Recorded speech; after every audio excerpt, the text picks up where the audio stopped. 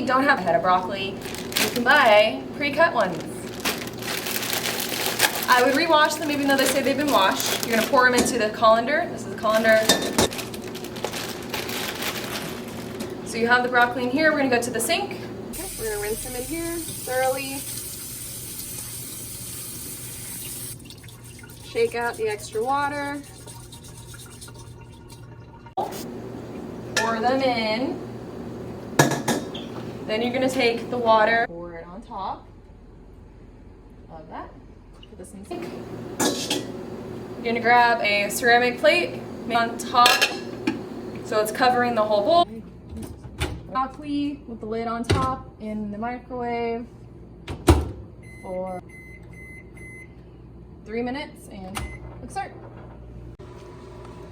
It's gonna be hot, so make sure you have pot holders. Grab it like this.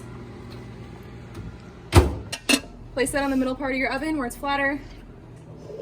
There's gonna be steam, so open it away from you like this. Place the hot plate in the sink.